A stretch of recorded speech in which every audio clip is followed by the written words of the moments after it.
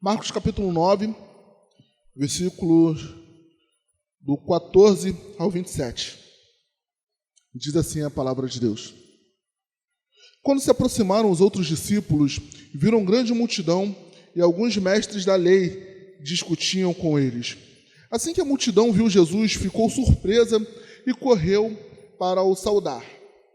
Ele perguntou aos mestres da lei: o que discutis com eles? Um homem dentre a multidão respondeu: Mestre, trouxe-te meu filho, possesso de um espírito imundo. Este, onde quer que o apanha, lança-o por terra, e ele espuma e range os dentes, e vai se secando. Roguei aos teus discípulos que o expulsassem, mas eles não puderam. Jesus respondeu: ó geração incrédula, até quando estarei convosco? Até quando vos suportarei? Trazei-o a mim. Eles o trouxeram. Quando o espírito viu Jesus, logo agitou o menino com violência. Caindo ele por terra, rolava, espumando pela boca. Perguntou Jesus ao pai do menino: quanto tempo há que lhe sucede isso? Respondeu ele: desde a infância. Muitas vezes o tem lançado no fogo e na água para o matar. Mas se tu podes fazer alguma coisa, tens compaixão de nós e ajuda-nos. Disse-lhe Jesus: se tu podes, tudo é possível ao que crê. Imediatamente o pai do menino exclamou: eu creio, ajuda-me a vencer a minha falta de fé. Vendo Jesus que a multidão começava a se juntar, repreendeu o espírito imundo e disse-lhe: espírito mudo e surdo, eu te ordeno, sai deste jovem e nunca mais entre nele. O espírito, clamando, agitando-o com violência, saiu, deixando-o como morto, a ponto de muitos dizerem: morreu. Jesus, porém, tomando-o pela mão, o levantou e ele ficou de pé. Até aí, meus irmãos. Os irmãos podem se assentar. Bom, essa passagem ela tem alguns personagens. O menino possesso, o pai desse menino, os escribas e fariseus, aliás, os escribas e os discípulos, a multidão e o principal de todos, Jesus. Não que essa palavra não venha falar de Cristo, mas eu queria focar necessariamente no pai do menino. E é interessante que algumas passagens da palavra de Deus, elas não, na verdade, a maioria das passagens dos milagres de Jesus, eles não relatam o nome da pessoa. A gente simplesmente vê o pai do menino, o menino, mas qual era o nome desse pai? Qual era o nome desse menino? Isso a gente não sabe. E isso dá uma certa brecha para que a gente, em determinados momentos, se coloque no lugar de algum dos personagens. E hoje a gente vai tentar se colocar no lugar do pai desse menino. O tema dessa mensagem é: ajuda-me na minha falta de fé. E falando um pouco do livro de Marcos, a gente entende que ele é considerado um livro mais enxuto. Ele é mais resumido, falando do Evangelho. E em muitos momentos, ele, não vou dizer que esconde alguns fatos ocorridos na Bíblia, mas ele é mais objetivo. Mas essa passagem especificamente, ela fala de alguns outros detalhes que os outros não têm. Como, por exemplo, falando da multidão, dos escribas e fariseus que discutiam, falando em Jesus chegar no meio da multidão. Jesus chegou no meio da resenha, perguntou: o que vocês estão falando? O que vocês discutem? E o homem saindo da multidão começando a vir falar. Essa frase, que é a frase central dessa mensagem de hoje, ajuda-me na minha falta de fé, ela só está aqui. Eu achei ela no livro de Marcos. E então a gente vê que esse relato ele tem esses detalhes, né? E essa frase faz com que essa história se torne mais marcante. Mas, afinal de contas, dentro desse relato a gente pode dizer que o pai desse menino tinha fé Ou não tinha? A gente vai discutir um pouco sobre isso. Mas é bem verdade que a gente pedir para Deus nos ajudar em nossa falta de fé é uma oração um tanto controversa. Afinal de contas, para você orar, você precisa ter uma fé. O mínimo que seja, mas pelo menos precisa se ter um pouco de fé para você fazer uma oração. E nessa oração você diz: Senhor, eu não tenho fé. É um tanto controverso. Mas vamos falar um pouco do pai desse menino. Bom, ele tinha um problema que chamava a atenção. Afinal de contas, uma manifestação demoníaca costuma não ser nada discreta. Ao que tudo indica, né, a discussão, e ao que indica essa discussão, poderia ser sobre a própria manifestação demoníaca desse jovem, desse rapaz. Visto que o pai falou que levou o jovem para que os discípulos expulsassem esse demônio e os discípulos não conseguiram. Talvez os discípulos pudessem estar conversando, mas por que a gente não está conseguindo? E o que está acontecendo? A gente falou, a gente seguiu todo o script. O que está acontecendo? Como assim esse demônio não está obedecendo a ordem do discípulo? Talvez a discussão poderia ter sido essa. Né? Por que eu falo talvez? Porque a Bíblia não fala necessariamente o que eles estavam discutindo. Então a gente não pode fazer teologia em cima do silêncio da palavra de Deus. Mas me leva a crer que sim, que eles estavam discutindo sobre o que estava acontecendo com o menino, sobre essa situação. Então, ele tinha um problema que chamava a atenção. Vemos também que esse homem ele enfrentou as adversidades, como disse no versículo 17 e 18. O homem passava por o seu problema durante tanto tempo e, pelo visto, tentou de todas as formas, tentou todas as soluções possíveis na época. Hoje a ciência diz que a epilepsia antes era vista como uma manifestação demoníaca. E nessa passagem contada sob o ponto de vista de Mateus, estava dizendo que ele era um rapaz epilético. Então ele poderia ter tentado todas as soluções possíveis naquela época, até chegar em um determinado momento ao levar para os discípulos. Ele tentou essas soluções e essas soluções não serviram de nada. Ele tentou essas soluções com várias pessoas. Pode ter tentado levar para médicos, ele pode ter tentado levar para outras pessoas até chegar nos discípulos. Mas o fato é que ninguém resolveu o problema e ninguém apresentou a ele a quem poderia resolver esse problema. Ele pensou ter feito de tudo. Chegar aos seus discípulos, isso aí falando especificamente no versículo 18. E chegar aos homens de Deus, chegar nos teólogos, digamos assim, ou chegar nos discípulos, parece que foi o ápice. Olha, eu só tenho até aí. Se o homem de Deus não resolver um problema, eu não sei necessariamente o que eu faço. Sem sombras de dúvidas, a gente está falando de um pai que amava o seu filho. A gente está falando de um pai que tinha um problemão, que era a doença espiritual do seu filho. A gente está falando de um pai que amava o seu filho, de um pai que atravessou as adversidades e de um pai que tentou de tudo e, como última solução, levou para a igreja. Dentro disso, a gente pode fazer uma pequena aplicação para nós. Lembrando que a gente falou que o pai do menino não tinha nome. E cada um de nós podemos nos encaixar dentro dessa história desse pai do menino.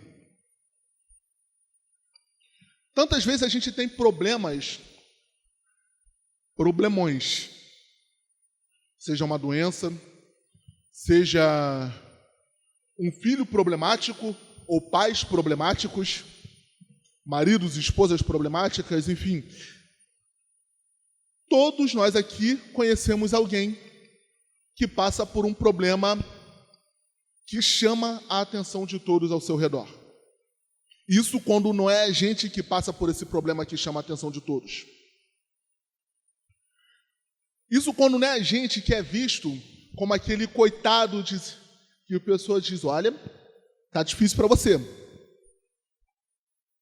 Às vezes nós somos as pessoas que passamos por esse problema, nós somos as pessoas que passamos por essa adversidade e às vezes nós somos as pessoas que chamamos a atenção do outro simplesmente pelo problema que nós estamos passando. Seja de ordem financeira, seja de ordem de saúde, ordem espiritual. Sim. Às vezes nossos problemas chamam a atenção dos outros e a gente tenta de todas as formas resolver e a gente não consegue. Às vezes a gente, com os nossos problemas que chamam a atenção dos outros, a gente enfrenta diversas adversidades, a gente enfrenta diversas provas por conta desses problemas. Afinal de todos, quando às vezes a escassez vem, pode chamar tanta atenção a ponto de pessoas querendo nos ajudar. Às vezes a gente enfrenta diversos desafios por conta desses problemas que nós passamos. Lembrando que o foco não é o problema em si. O foco da mensagem não é sobre o seu problema que pode ser resolvido, mas é sobre a gente se colocar na história desse pai. Às vezes o nosso problema chama a atenção dos outros. Às vezes nós enfrentamos adversidades por conta de problemas que nós passamos. E às vezes a gente pensa que fez tudo aquilo que poderia para resolver esse problema. A gente tentou as soluções de várias maneiras. A gente foi a vários médicos, a gente tentou pedir empréstimo para resolver esse problema financeiro, a gente tentou pedir ajuda para várias outras pessoas para resolver toda a nossa situação. E às vezes a gente chega por último lugar na igreja. A igreja parece que é o ponto final dos problemas, onde a gente vê tantas situações adversas como, por exemplo, um pai que tem um filho nas drogas. Tenta a clínica de reabilitação, ele tenta expulsar o filho de casa, ele briga com o filho, ele faz de tudo, quando de repente ele chega, olha, não tem mais o que fazer não, vou levar para a igreja. Vamos levar para a igreja para ver o que acontece. A gente carrega diversos problemas em nossas vidas e a gente tenta resolver de todas as formas, quando por último, quando nada der certo, Pastor Júlio, dá o help aí. Quanto de nós nos chamamos os pastores para resolver nossos problemas? Achando que eles têm a solução para resolver os nossos problemas. Tem e não tem. Porque a solução que esse pastor tem para resolver esse problema é a mesma solução que está disponível para todos nós resolvermos esse problema. E ao ver as dificuldades que esse pai passou, e levou o filho aos homens que poderiam resolver, tratar o filho de forma espiritual, podemos perceber que havia fé no coração desse homem, certo? Afinal de contas, vamos levar para a igreja, vamos levar para os escribas, vamos levar para os discípulos, vamos levar para os religiosos para ver se eles resolvem a causa do meu filho. Mas ao ver que o pai fez essa oração, ajuda-me na minha incredulidade, a gente percebe que ele não tinha tanta fé assim. Afinal de contas, esse homem tinha ou não tinha fé? Tinha ou não? Buscar ajuda espiritual mostra que ele acreditava que Jesus se tratava do Cristo. Buscar ajuda espiritual, buscar os servos de Deus, mostra que ele tinha certa crença de que, olha, alguém em nome de Deus pode me ajudar. Como a gente falou aqui, a igreja é o ponto final dos problemas, muitas vezes. Muitos problemas terminam aqui, e às vezes até começam. O ponto final dos problemas. Vamos levar para o hospital que cura tudo, a igreja. Tem alguém doente? Vamos para a igreja. Tem alguém violento? Vamos para a igreja. Tem alguém endemoniado? Vamos para a igreja. Estou com crise no casamento? Vamos para a igreja. O ponto final dos problemas. E sim, ele acreditava de certa forma que levar algum homem de Deus poderia se resolver. E um detalhe importante é que, embora a Bíblia não fale a idade do menino possesso, mas mostra que ele sofria há alguns anos, visto que o pai, quando foi perguntado há quanto tempo que o menino tinha esse problema, ele disse, desde a infância. E Jesus, ao se referir ao rapaz possesso, ele chama de menino. Podemos estar diante de um adolescente. Um pai com um adolescente problemático. Que coisa! Podemos estar diante de um adolescente problemático. De um adolescente que precisava de uma palavra de Deus ali. E o outro detalhe que pode ser que é importante, talvez o problema desse jovem pode ter existido antes mesmo de Jesus iniciar o seu ministério. Porque, há estudiosos que dizem que o ministério de Jesus durou 3 anos e há outros estudiosos que dizem que o ministério de Jesus durou o último ano de vida, que foi aos 33 anos.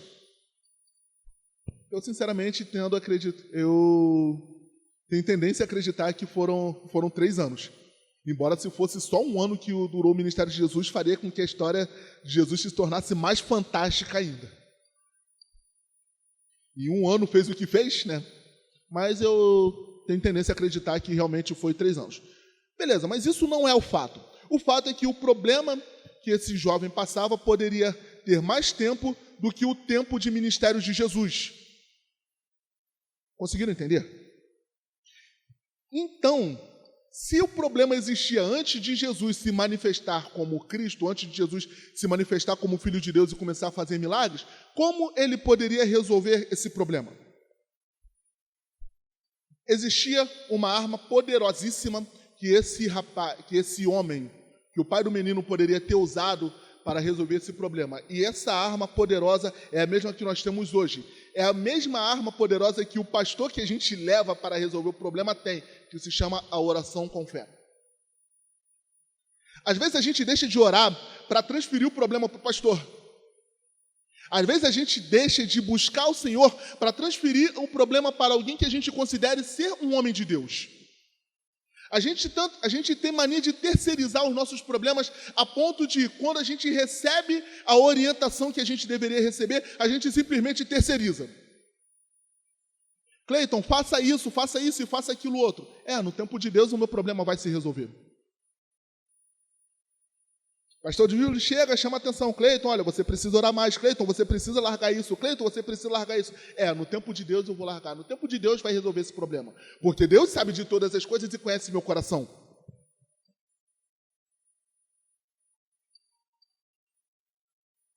E olha, o que acontece depois?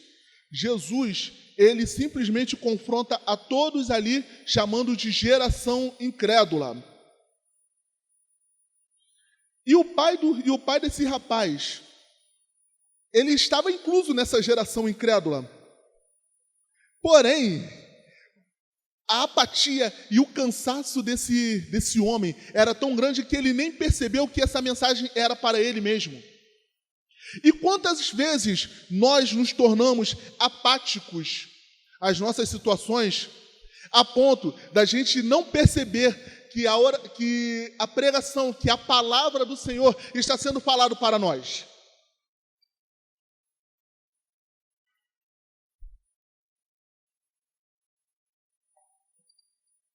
Muitas vezes a gente vem para a congregação, a gente ouve palavras edificantes, muitas vezes a gente ouve exortações que são edificantes, a gente ouve o conselho do Senhor vindo de um pastor, de alguém que esteja pregando a palavra de Deus, e a gente sabe que aquilo é para nós, e o que a gente pensa? Fulaninho tinha que estar aqui.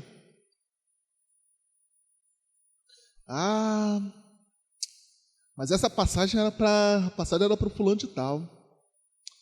Se meu filho estivesse aqui para ouvir esse problema, essa pregação. Se meu pai estivesse aqui, ou se minha esposa estivesse aqui. Fala, Deus! é forte. Amém, aleluia. Mas a palavra para mim. A palavra para mim. Às vezes Deus usa pessoas prováveis e até pessoas improváveis para falar aos nossos corações o como a gente deve resolver determinada situação.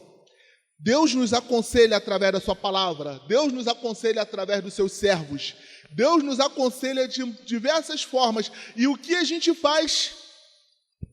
Terceiriza o problema por conta da nossa apatia. Às vezes a gente está tão cansado de tentar resolver os nossos problemas por nossos meios. Às vezes a gente acha que tem o controle da nossa vida, mas não é bem assim. É até uma letra de uma canção que eu gosto muito. A gente pensa que tem o controle das nossas vidas, a gente pensa que tem o controle da nossa situação, a gente pensa que tem o controle dos nossos problemas, mas não é bem assim. Porque, afinal de contas, Deus já deu a orientação, Deus já deu o mapa, Deus já deu o rumo. A palavra do Senhor é a nossa bússola, ela mostrou o nosso norte. E quando ela mostra a direção que a gente tem que ir, a gente simplesmente segue o contrário, dizendo: Deus sabe de todas as coisas. Sim, a gente se encontra apático diante das situações adversas de nossas vidas. E às vezes a gente se encontra tão apático que inconscientemente a gente acaba pensando que nem Deus pode resolver a nossa situação, nem Deus pode cuidar da nossa causa. E quando a gente pensa isso, quando a gente age assim, quando a gente abandona a oração.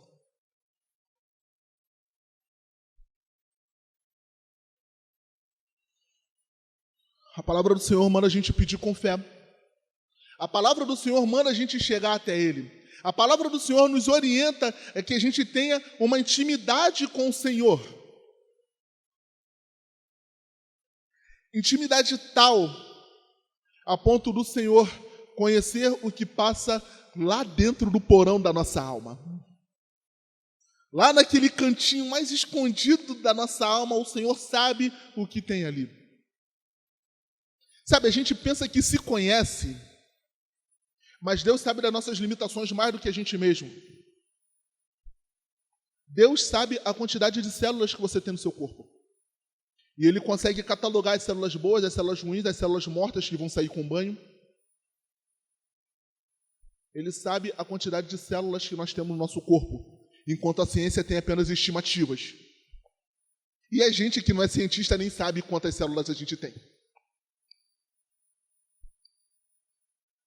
Sim, às vezes a gente se encontra tão apático diante dos problemas que a gente para tentar se perguntar: Deus, onde é que o Senhor está? Deus, o Senhor não está vendo isso não? Deus, fala comigo. E o Senhor já falou há muito tempo através da palavra. Esse homem, o pai do menino, ele estava diante do Verbo encarnado e fez a petulante pergunta. Aliás, pergunta não, a petulante afirmação: se puderes fazer alguma coisa, tenha compaixão de nós e ajuda-nos. Existe alguma coisa impossível para Deus? Existiu alguma coisa impossível para o Verbo encarnado? Não existiu, não existe e não existirá. Não há impossíveis para o nosso Deus. Mas às vezes a gente se encontra numa apatia tão grande diante das nossas adversidades, que a gente age como esse homem inconscientemente. E dizendo que tem fé. Vindo para a igreja toda quarta e todo domingo, e até mesmo nos cultos de orações, quando vem. A gente vem aqui, a gente tem a nossa regra de fé, a gente tem a nossa regra de fé totalmente irregular. Toda ceia eu estou aqui. A nossa vida com Deus é impecável. O nosso relacionamento com Deus está assim. Estamos assim com o homem. Toda ceia a gente está aqui. E depois? Deus sabe meu coração, né? Mas aí a gente pede o auxílio de Deus para resolver alguma determinada coisa, e a gente está diante de Deus, e às vezes a gente pensa igual esse homem, o pai desse menino: se puderes resolver alguma coisa, se puderes me ajudar, se o Senhor puder. Olha, o meu filho tem um monte de demônio, seus discípulos não puderam, mas se tu puder, faz aí, me ajuda. Se o Senhor puder. E sabe, até quando a gente vai ficar nesse nível de apatia, a ponto de achar que Deus não pode fazer determinada coisa? Até quando a gente vai ficar nessa mornidão, a ponto de tentar terceirizar nossos problemas para homens de Deus? E detalhe, muitas vezes Deus usa esses homens de Deus para nos dar um determinado conselho. Mas a gente se torna tão apático que a gente substitui a nossa ação por uma fé, entre aspas, dizendo: no tempo de Deus se resolverá. No tempo de Deus isso vai acontecer. Sabe uma coisa? Às vezes a gente está diante de nosso Deus e perguntando, e o Senhor nos perguntando: o que queres que eu te faça? Senhor, tu sabe, né? Eu estou com isso aqui, mas se quiser fazer alguma coisa, o Senhor faz. Às vezes a gente chega para Deus e inconscientemente, como esse rapaz, fala: esse problema é impossível. E o Senhor, eu sei que o Senhor é todo poderoso, mas esse problema é impossível. Quem terá poder para resolver esse problema impossível? Eu sei que Ele é todo poderoso, mas o Senhor tem poder para isso? Às vezes, de forma inconsciente, a gente pensa assim, mas quando, na verdade, o Senhor nos chama para um relacionamento íntimo de dependência, a ponto da gente clamar ao Senhor em todo o tempo, porque, afinal de contas, o Senhor Jesus disse que tudo é possível ao que crê. E ao ser pessoalmente confrontado, depois que caiu a ficha do Senhor ter dado essa bronca, dizendo: se podes,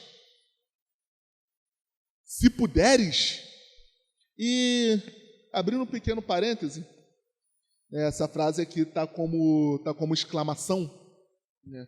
Se tu podes, tá como um ponto de exclamação, pelo menos na minha versão. Eu acredito que isso foi uma pergunta. Até uma pergunta exclamativa, digamos assim. Se puderes,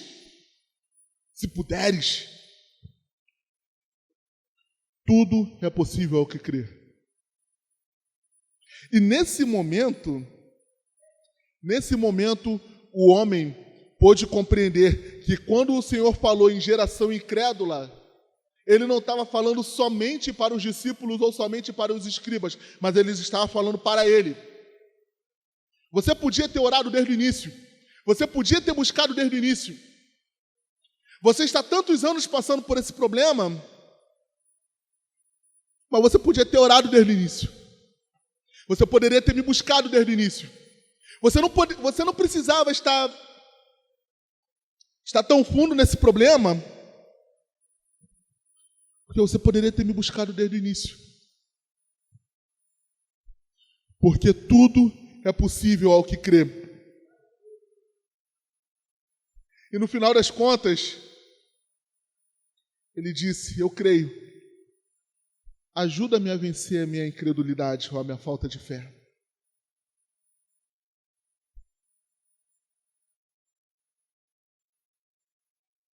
Nesse momento houve esse conserto. Porque a partir de então, que esse homem reconheceu a sua incredulidade diante do Senhor Jesus, então o Senhor Jesus concedeu o seu pedido e deu a cura para o menino. A gente sabe que foi curado, a gente sabe que o desenrolar da história, o Senhor Jesus vai falar que há castas de demônios que só saem com jejum e coração. A gente sabe disso, mas eu queria focar no pai desse homem, queria me colocar nesse pai, queria que a gente se colocasse no lugar desse pai. Porque a partir do momento em que a fé foi reavivada no coração, eu não falo nem gerada, mas foi reavivada no coração. A partir do momento que a fé deixou de ser uma simples crença, ele recebeu aquilo que tanto pedia do Senhor. A partir do momento em que a fé deixou de ser uma simples crença, então houve a conversão genuína. A partir do momento que a nossa fé deixar de ser uma simples crença, então muito mais Deus poderá fazer em nós e através de nós. A partir do momento que a nossa fé deixar de ser uma simples crença, a gente vai deixar de caminhar com passos lentos diante do Senhor, ou de até mesmo engatinhar para levantar e para correr. A partir do momento que a nossa fé deixar de ser uma simples crença, então nós seremos servos melhores diante do Senhor e seremos usados diante do Senhor. A partir do momento que a nossa fé deixar de ser uma simples crença, então seremos libertos de tanto mal que às vezes nos aflige. Que às vezes esse mal, esse problema, essa aflição pode ser um pecado que às vezes a gente guarda. Tantos problemas esse menino endemoniado pode significar. É um pecado, é uma causa que parece impossível. Mas sabe de uma coisa? A partir do momento que a nossa fé deixar de ser uma simples crença de que Deus existe, ou de que Ele é, Deus não existe, Deus Ele é a própria criação, é a própria existência. E a partir do momento que que a nossa fé deixar de ser essa simples crença, então as coisas podem mudar em nossa vida. A gente almeja ser homens e mulheres de Deus, mas no final de contas a gente só tem uma crença rala. A gente tem um relacionamento com Deus com a profundidade de um pires. A gente às vezes tem um relacionamento com Deus com a profundidade de um copo, quando na verdade o nosso relacionamento de Deus tem que ser profundo como um oceano, sabe? É óbvio que a gente, partindo agora para a conclusão, obviamente o cerne da questão falada não está em buscar um Deus que é capaz de resolver nossos problemas, porque afinal de contas, Deus não é o nosso mordomo com superpoderes. Mas Deus tem o prazer de cuidar dos seus servos. Deus, Ele tem o prazer de atender a oração do seu servo. Deus, Ele tem o prazer de cuidar de nós, assim como um pai tem prazer de cuidar do seu filho. Sabe, pode parecer controverso, mas é preciso ter fé para reconhecer que a nossa fé é pouca. É esse dualismo meio doido, né? Mas sim, a gente precisa ter um pouco de fé para que a gente reconheça diante do Senhor que a gente não tem, que a gente tem esse pouco. E reconhecendo que a gente tem esse pouco de fé, Ele acrescenta mais. É preciso ter fé para pedir fé ao Senhor. E afinal de contas, se a gente pede para Deus aumentar a nossa fé, a gente tem que crer que pelo menos Ele vai nos atender e vai gerar mais fé em nós. Costumo dizer que a atitude mais sábia de Salomão foi pedir sabedoria a Deus. Por mais que possa parecer controverso, por mais que isso possa parecer controverso, mas é a mais pura verdade. A gente precisa ter fé para pedir mais fé ao Senhor. Sem fé, jamais colocaremos as nossas petições diante de Deus em oração. Sem fé, jamais reconheceremos o nosso estado de miséria humana. Sem fé, jamais reconheceremos que em muitos momentos a nossa fé está débil, a nossa fé está rala, a nossa fé está pouca, a nossa fé está fraca. Sem fé, a gente jamais vai reconhecer isso. Sem fé, jamais teremos uma relação íntima com Deus. Sem fé, jamais conseguiremos agradar a Deus. Porque a palavra de Deus diz em Hebreus 11, versículo 6, que sem fé é impossível agradar a Deus. porque é necessário que aquele que chegue a Deus não crer somente que Ele exista, mas que Ele é galardoador daqueles que o buscam. Sim, Deus tem bênçãos espirituais para nós, e em muitos momentos até bênçãos materiais. Ele tem. A gente vai buscar a Deus pelo material? Não. Mas dizer que Deus não pode nos abençoar materialmente? Claro que pode. É claro que pode. E por que às vezes a gente não chega? Por que a gente tem vergonha de pedir ao nosso Pai? Eu só peço a Deus o espiritual? Amém. Devemos buscar o espiritual, sim. Mas há coisas também que Deus quer nos abençoar, que Deus pode nos abençoar. Afinal de contas, pedir um emprego não é nada espiritual. Pedir um emprego é algo material. E por que não? Por que não clamar a Deus para que a gente possa passar numa determinada faculdade ou num determinado concurso? Claro que a gente vai clamar e vai buscar o Senhor para tal coisa. Mas por que não pedir? Por que não clamar ao Senhor por conta disso? Por que não clamar a Deus para que Ele intervenha no nosso casamento?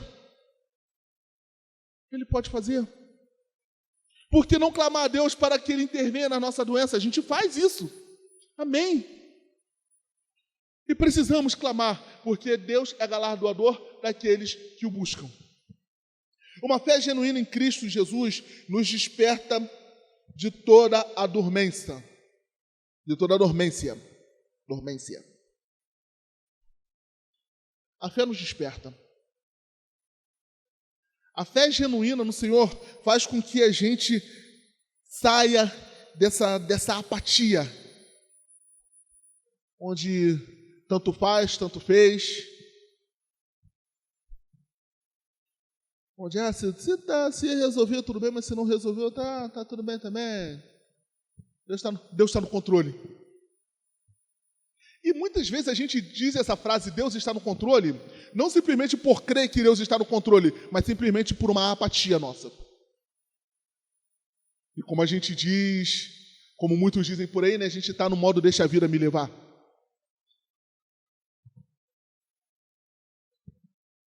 Sabe, a fé genuína nos livra da apatia. Não só nos livra da apatia, mas também nos dá a confiança de que Ele é poderoso para cuidar das nossas vidas melhor do que nós mesmos e fazer por nós muito mais do que pedimos, sonhamos, pensamos e imaginamos. E por fim, a fé genuína em Deus é muito mais do que acreditar que há um Deus que rege o universo. Mas a fé genuína requer uma vida de dependência e compromisso diante do Senhor. E não só o compromisso em estar na igreja, mas é o compromisso com os seus ensinamentos. E tudo isso sem deixar de ter a certeza de que Ele cuida do seu povo. E sem deixar de ter a certeza de que tudo é possível ao que crê. Amém? Vamos nos colocar de pé? Vamos orar ao Senhor?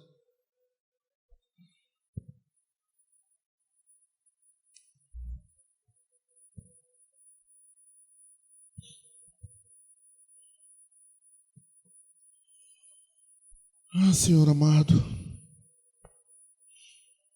Deus, muito obrigado por aquilo que o Senhor falou em nossos corações. Parece, ó Deus, que é clichê, parece que é trivial, parece, ó Deus, que todos nós sabemos disso, mas parece que às vezes a gente está tão distante dessa palavra, Deus. Parece, ó Deus, que a gente está tão longe disso aqui que foi relembrado para nós, ó Deus. Talvez para alguns tenha sido revelado, para alguns tenha sido relembrado, mas o fato é que o Senhor colocou dentro dessa palavra esses ensinamentos, ó Deus. E muitas vezes a gente se coloca no lugar do pai desse menino endemoniado. E muitas vezes esse menino endemoniado, ele tem outras representações, ó Deus, como uma doença, como uma causa na justiça, ele tem outras representações como o desemprego, e muitas vezes o pai desse menino somos nós. Muitas vezes nós somos o pai desse menino. E nós agimos diante do Senhor com total apatia. Deus, às vezes os nossos achismos, ó Deus, está acima da nossa fé. A nossa crença no natural, muitas vezes, não nos deixa ver o sobrenatural. A nossa visão tapada, Deus, não nos deixa ver muitos momentos em que o Senhor, o Criador de todo o universo, está diante de nós perguntando o que queres que façamos, o que quer que Ele faça por nós. Deus, a gente diz que quer te buscar, a gente diz que quer orar, a gente diz que quer clamar ao Senhor, mas a gente não faz. Tudo fica no campo da teoria.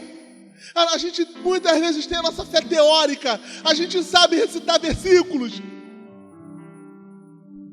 A gente sabe recitar versículos. A gente sabe quem é Jesus. A gente sabe os dias de cultos. A gente sabe que tem que orar, mas não clama a Deus. Senhor amado, ajuda-nos nessa falta de fé. Ajuda-me na minha falta de fé, na minha, Pai. Me ajuda na minha falta de fé, Deus. O Senhor sabe, ó Pai amado, as situações que eu passo, os problemas que eu tenho, as preocupações que passam pela minha cabeça. E tantas vezes, ó Pai amado, a gente recorre a todos os cantos possíveis e até mesmo aos cantos impossíveis. E a gente pede licença ao Senhor. Senhor, deixa eu passar aqui porque eu preciso resolver meu problema. Senhor, sai da minha frente porque eu preciso resolver essa situação. Ah, Senhor, eu falo contigo mais tarde. Primeiro eu preciso resolver minhas coisas. Deus, eu estou atrasado para o trabalho. Às vezes eu falo isso, Deus. Às vezes eu falo isso, ó Deus. Deus, o meu tempo está escasso. Deus, as horas dos meus dias passam. E quando eu vejo, ó Deus, eu percebo que eu saí, o dia ainda estava escuro. E eu voltei para casa, o dia está escuro. Eu não vi a luz do sol, Pai. E preocupado com o trabalho. Preocupado em resolver minhas situações. Preocupado com os boletos. Estou falando de mim, Senhor. Muitas das vezes eu sou o pai desse menino. Às vezes eu sou o pai desse jovem possesso. E às vezes nos colocamos como pai desse jovem possesso para resolver tantas situações que a gente pensa que tem o poder para resolver, mas no final das contas a gente não tem poder nenhum. E aí a gente tenta usar o pouco da fé que a gente tem para chegar diante do Senhor e dizer: Deus, se tu pode resolver, resolva. Se tu podes, tudo é possível ao que crê, assim disse o Senhor Jesus. Ajuda-nos nessa falta de fé, Pai. Ajuda-nos nessa falta de fé. Reaviva a nossa fé, ó Deus, nessa noite. Reaviva a nossa fé, ó Deus, para que a gente venha agir em obediência ao Senhor. Reaviva a nossa fé, ó Deus, para a glória do Teu santo nome, Senhor amado. Talvez o maior problema que a gente tenha não seja um menino possesso. Talvez o maior problema que esse pai tinha não era um menino possesso, mas era a falta de fé em seu coração. Talvez o maior problema que a gente tenha, Deus, talvez o maior problema que eu tenha, não é a luta que eu passo, não são as lutas que eu passo, mas talvez o maior problema que a gente tenha seja a nossa falta de fé. Ajuda-nos, Senhor. Ajuda-nos em nossa falta de fé. Ajuda-nos, ó Pai. Para a honra e glória do Teu santo nome, ó Deus. Ajuda-nos em nossa falta de fé para que a gente possa caminhar espiritualmente. Ajuda-nos, ó Pai amado, em nossa falta de fé que nos trava e faz a gente andar alguns metros quando a gente deveria estar andando léguas. Ajuda-nos em nossa falta de fé que nos faz engatinhar quando a gente deveria voar, ó Pai. Ajuda-nos em nossa falta de fé que nos faz nos comportar como mordomos quando na verdade a gente é filho. Ajuda-nos em nossa falta de fé, Senhor, que faz me comportar simplesmente diante do Senhor tantas vezes como um mero servo, não que a gente não se sirva, mas que a gente esqueça da condição que é filho. O Deus que nos diz que a gente é servo, o Deus que nos diz que a gente é escravo, também diz que nós somos filhos. Ajude-nos em nossa falta de fé, Senhor, porque às vezes a nossa falta de fé faz a gente achar que o Senhor quer que a gente faça coisas para Ti, mas quando na verdade o Senhor nos chama para fazer coisas contigo.